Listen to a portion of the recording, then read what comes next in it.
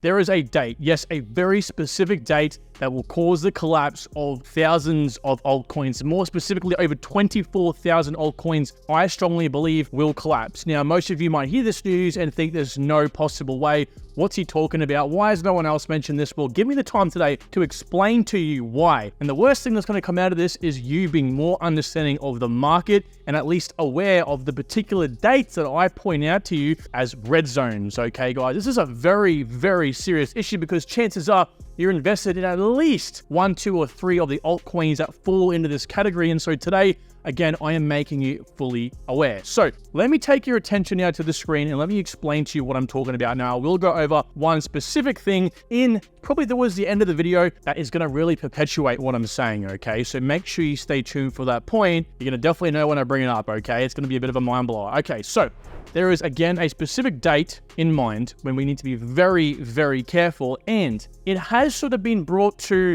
more of a serious sort of topic or attention recently with the news that a crypto framework is coming. Now, we all, hopefully you guys that are channel OGs, have known for months and months now that I said at the very start of the year that I saw an article, multiple articles that came out hinting that there was a bipartisan sort of law coming in that, or at least legislation, that would bring a sort of framework to the cryptocurrency space over in the US. Well, it turns out I couldn't find those articles. They might have been deleted. But now things are starting to come into effect. There was a committee voting hearing on this particular topic, and Brian Armstrong, the founder and CEO of Coinbase, also tweeted about this, where 35 out of, I'm guessing, about 50 people voted in favor of this particular act or legislation, right? So the 26th of July, the majority of US lawmakers voted in favor of the Financial Innovation and Technology for the 21st Century, what a mouthful, Act, okay? So that's kind of what it is, as well as a Blockchain Regulatory Certainty Act. Now, the House Financial Service Committee approved the Financial Innovation and Technology of the 21st Century Act in a 35-15 vote, which would establish rules for crypto firms to register with either the CTFC or the SEC on where they fall. Are they a commodity or are they a security? Okay, so obviously being a security, there's a whole heap of crap that you have to go through. So it's better to be classified as a commodity, obviously, and that's the big thing we're going through right now. And so, yes, this is coming out of a tweet from, obviously the financial services themselves, okay? So this is some really, really big stuff. I ended up watching parts of that whole entire hours and hours long sort of meeting and hearing, and I only watched bits and pieces that were relevant. So it looks really promising. Obviously, the speaker himself, the chairman, is in favor of this as well, which is super good to see. But yeah, guys, so this is awesome. But again, this isn't the actual reason why a lot of you need to be extremely careful. Yes, this is definitely the thing that I've spoken about for a very long time now, in terms of it's going to be like the sort of the reason this is so important to look at, okay? So let me explain to you what I'm talking about exactly here. Now, some of you, again, are going to know this chart, because I've mentioned it multiple times now, but we've seen in many previous years and bull runs that we've pretty well only seen, retail speculation involved. Yeah, little bits and pieces of enterprise demand, sure, but nothing to really take note of, okay? But definitely in 2025, we're going to see about 20%, I believe, or more enterprise demand pop into the market, mainly still dominated by speculation money. Me and you buying projects because we think it's going to go up in price, right? So the really interesting thing we have to remember here is when this law comes into effect, when they've finalized everything, which I strongly believe they will, I believe it's the way of the future. If the US doesn't approve this, which again, I think by those votes, we should all hopefully start to believe, again, the majority one here, that it will definitely come into effect at some stage. Otherwise, the US is going to be like leap years behind the rest of the world. Well, then guess what? We're going to have we're at a point in time where a lot of the projects that we know and love aren't going to be able to move forward. They're going to fall into the SEC, bracket, and therefore that means they're going to want to shut up shop. They're going to want to have to close down, right? There's a whole heap of things that come along with being classified as a security. And so I'm calling this period, right, the cull of the crap coins, essentially, right? Where true demand begins to enter the market, where we see these enterprise-focused projects, or at least projects focused on actually solving issues created by Web3 alone, or also Web2 and Web3, and where we will see projects like the ones that we love, right? Algorand, even Mina, right? Neo Protocol, Hedera HBAR, Algorand, XRP, Stellar, they will start to flourish, right? And we'll get to a point in 2030 where 80% enterprise demand, if not more. Actually, when I think about it, there probably will be more, and only 20% retail demand, okay? So we'll definitely see a massive shift in the next bear market. Now, why am I bringing this to your attention? Well, again, this is the point in time I believe that regulation will be finalized. I think around, if not just after 2025, I think 2026 could be when it starts to find more prevalence and onwards. But definitely, I think in the next bear market, which again is why I've pinpointed probably 2026 to 2028/9 as those very critical years, right? So right now we have about 26,000 altcoins.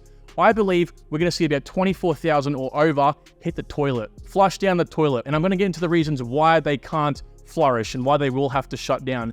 And it's very important we recognize this because this will give us a fundamental understanding of what we have to look at in our projects for that evergreen type of project, right? The project that's going to last a long, long time and obviously net us returns and rewards, okay? And I know some of you might be thinking, dude, this is past 2025. I want to let you guys know, for those who are thinking this is something to worry about in the future, this may very well come mid-2025. It may shock you. It may shock the whole market. So you need to at least be aware of this. At least be aware that some of the projects you're looking at investing in or are invested in hit some of the criteria I'm going to mention right now, okay? Because guys, I tell you right now, this is going to be designed to clean the market up. Okay, it's going to be designed to make sure that crypto is an actual industry and flush out those shit coins. As I said, death of mediocre altcoins, shit coins, and meme coins. It is going to be designed to do that, provide regulation and clarity within the space and sort of discern good from bad, if you will. Or you should be regulated on a more, strict basis compared to things like commodities, right? So if we come down here, these are the things that you need to worry about and at least be aware of. No, it is not the main point. I'm going to get to that just after this. So this is solidified by other important economic turning events. So you might think to yourself, well, okay, so sure, fair enough. When obviously there's regulation in the space, that's going to be a bit of a turning point because then projects are going to have to start complying and things like that, sure. But I believe it's going to even tighten up further based on this, which is ESG, environmental, social, and governance scores. As you can see right here, there is an ESG rating projects are going to be, not just projects, but stocks as well and companies in general, they're going to be measured against, okay? So you have like the top rating, which is AAA, right all the way down to the worst rating, which is, triple C, okay? So being rated a AAA will mean that more companies will want to work with you, will mean a whole heap more things. Actual investors, real accredited investors will want to invest, so on and so forth. This is where I believe you'll see a lot of the large whales, aka, speculation money, but these big time investors, these accredited investors wanting to buy altcoins that are based at least primarily on a high rating in ESG, okay? So this is projects like HBAR, right? Algorand, things that are focusing on one important thing, and that's emissions, essentially the environment, okay? Because most of these projects have pretty good social aspects and they have pretty good governance structures, right? They're very fair and things like that. Of course, naturally being in crypto, it's very decentralized, even with a top-down structure. And so these are the things we have to concern ourselves with the projects that we buy, right? Carbon emissions, carbon footprint, right? Financing environmental impacts, okay? So obviously, if they are partnered with companies that are doing net negative things to the environment, climate change, vulnerability, electronic waste, clean technology, green building, and renewable energy. So it's very important to recognize this because some of the projects that are in the space that are focusing themselves towards the enterprise markets and Web 2 specifically, like HBAR, Algo, NEAR, VET, and even proof of work networks like KDA, right, Kadena, they want to be more green. They're very open about that. So you can kind of see the alarm bells ringing here. If these projects that have, are governed by, multinational, large corporations that are focused on being very green, guys, the writing's on the damn walls, okay? So don't get caught up in buying projects that aren't green. Now, there are green proof of work networks, that is a thing, and there also aren't very green proof of stake networks. That is also a thing as well. We're not trying to find the greenest blockchain, we're trying to find the ones that are actually doing positive things to the environment, right? Supporting environmental-based companies, right? Planting more trees or stopping any sort of environmental-based negative thing, okay? Also solar panels, also making sure that maybe, even if it is simply like every single transaction, a part of the fee, all right, goes towards buying carbon credits. Things like this that actually play into it. A lot of these projects are focused towards that. But remember that if these projects, and trust me right now, once the cut of the crap coins happens in the next bear market, you will find that this becomes more and more and more prevalent. And you will find that projects that don't adhere by these rules will quickly start to, and the ones that don't will get left behind and not even bought, okay, or not at least used and connected to, okay? So it's very important to recognize this, but the biggest factor out of all of this that I really want to stress to everyone watching this that isn't talked about is governance, okay? But no, not governance within the ESG, no, okay. It's how well a protocol can alter the code based on their business model so that they fall into a commodity bin, not into the securities bin. Okay, let me explain to you what I mean here, because this is going to kill a lot of the projects. And also, even if projects can mold themselves to fit into the commodity bin, I strongly believe that they won't survive, or at least a lot of them won't. Here's why, okay? Protocols that cannot alter their code, like immutable smart contracts, are going to have to migrate to a new token, which can cause some huge issues and a hefty effort. So this is that example, right? So prime example was Gala shifting to a new contract, yet that process was very, very stiff. It was poorly done, and it disincentivized a lot of people to wanting to buy Gala. Not to mention, this can often lead to many selling their tokens for simplicity's sake. So you're not going to want to hold your, V1 tokens, so it can hopefully be transferred to V2. Most people will typically sell and then buy back in, if not buy at all, okay? So again, they might never buy back in at all. This can be made extremely difficult when the governance is in the hands of wealthy people, right? Basically, every governance structure, apart from those like HBAR and Algorand, some of these projects, right, they have governance to a degree, but they are still governed by a board of directors, and there's a structure to this sort of thing, right? Which is important because they can be more flexible, whereas projects that, have these sort of contracts that can be upgraded, but typically they have very long proposal periods, they will suffer because people aren't going to be bothered. It's just as simple as that, right? Or we also have projects that simply can't migrate to a new contract. And, well, what happens in this case? Well, they're going to just shut down. And most projects will find, again, this is meme coins, shit coins, the projects that are just average, the teams aren't very committed.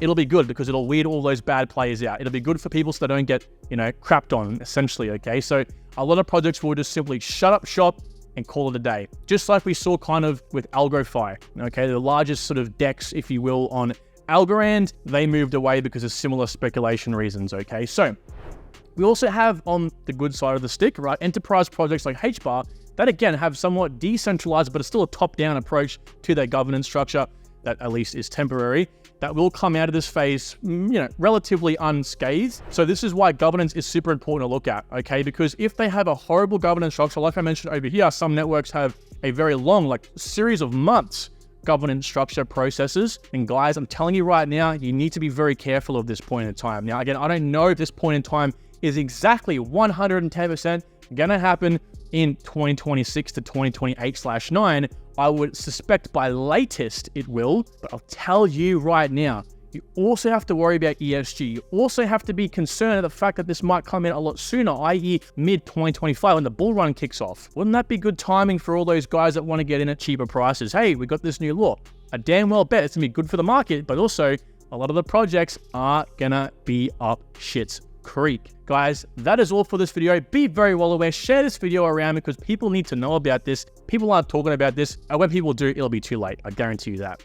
So guys, like the video if you have enjoyed, and please subscribe. I do 2 videos every single day, and remember, I am here for you, public servant number 1. Take good care, guys. Talk to you soon.